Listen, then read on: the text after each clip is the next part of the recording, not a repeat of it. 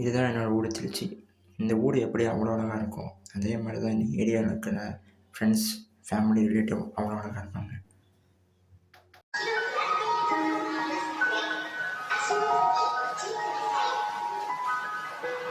என்னோடய பேர் மிதுன் சாய். பொதுவாகவே எனக்கு கிரிக்கெட் எனக்கு ரொம்ப பிடிக்கும். அதை விட எனக்கு ஒரு பொண்ணை ரொம்ப பிடிக்கும்.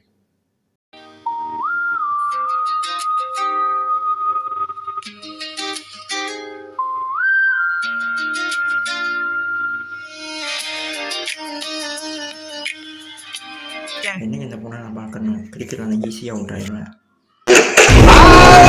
என்ன தான் ஸ்கூல் ஒரு பக்கம் இருந்தாலும் என் ஃப்ரெண்ட்ஸு கூட ஜாலியாக இருக்கும்போது அது சந்தோஷமாக இருக்கும். அப்படி சந்தோஷமாக இருக்கும்போது எனக்கு ரொம்ப பிடிச்ச பொண்ணு என்னை விட்டுட்டு வேறு ஊர் போயிட்டாங்க. அதையெல்லாம் நினச்சி பார்த்துட்டு இதே இடத்துல உட்காந்து இருப்பேன். ஏன்னா எதையுமே நான் மறக்க முடியவே இல்லை.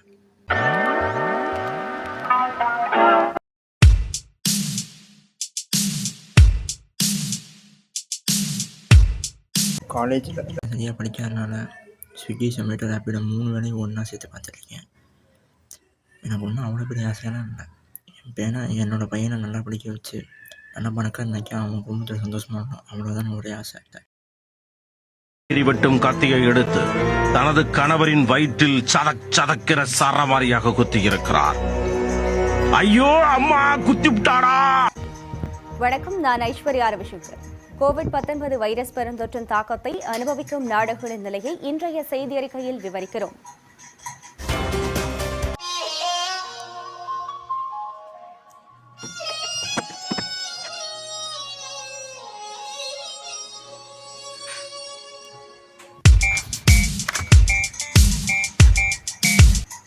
லேப்டாப் எடுத்து ஆன்லைனில் வேலை கிடைக்குதான்னு பார்த்தேன்.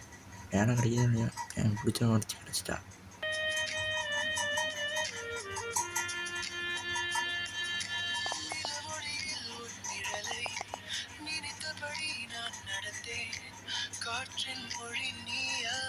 என்ன தான் என் லவ்வர் நான் இன்ஸ்டாகிராமை பார்த்தோமோ, அது ஒரிஜினல் ஐடியா ஃபேக் ஐடியான்னு தெரில.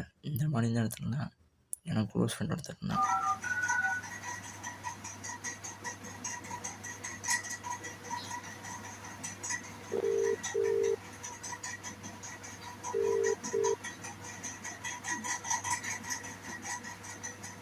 ஹலோ, அது நம்ம ஏரியாவில் பொண்ணு இருப்பாள்ல, நம்ம ஏரியாவில் ஏகப்பட்ட பொண்ணு இருக்குது. நீ எதை கேட்குறீங்கன்னு நம்ம தான் என் ஆள் இருப்பாள்ல, என் ஆளோட ஐடியா எனக்கு ஏற்கனவே அனுப்பிச்சி விட்டேன். அது ஒரிஜினல் ஐடியா ஃபேக் ஐடியான்னு பார்த்து சொல்லு எனக்கு. இதுதான் உனக்கு பார்த்து சொல்கிறேன். The next day. சங்கீத ஸ்வரங்கள் ஏழே கழுத்தா இன்னும் இருக்கா என்னவோ மயக்கம். என் வீட்டில் இரவு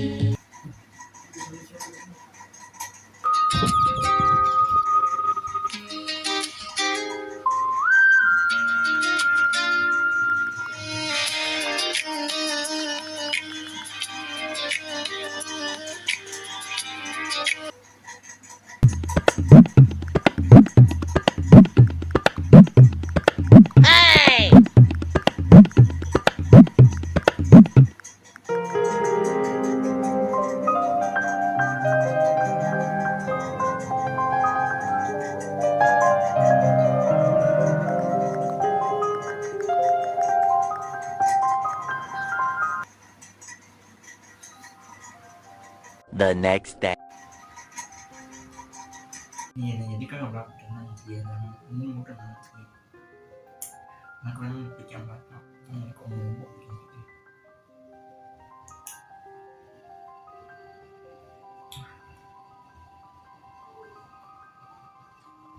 என் மூஞ்சி கேவலமாக இருக்கலாம், என் முகம் கேவலமாக இருக்கலாம், கடல் எல்லாமே கேவலமாக இருக்கலாம், என் ஹேர் ஸ்டைல் கூட கேவலமாக இருக்கலாம். ஆனால் உண்மையாக வச்ச பாசம் உண்மையாக தான் வச்ச. நீ எல்லாம் போல எனக்கு எதுவுமே வேணாம்.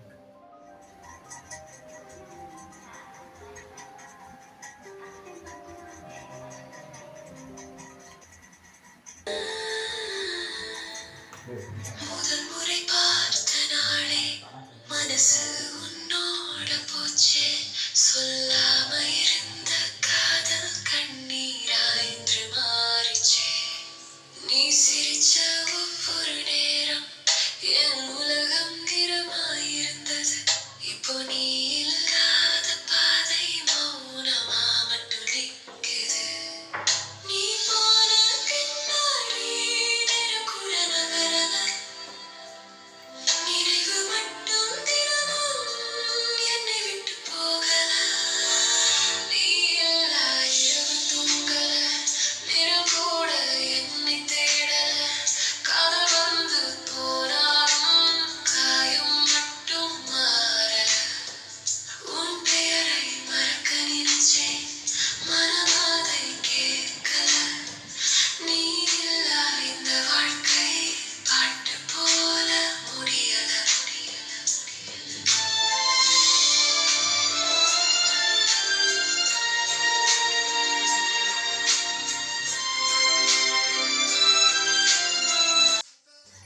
டிப்ரெஷன்லேயே இருந்தால் என் வாழ்க்கை மோசமாக போகுதுன்னு சொல்லிட்டு எக்ஸசைஸ் பண்ண ஸ்டார்ட் பண்ணேன்.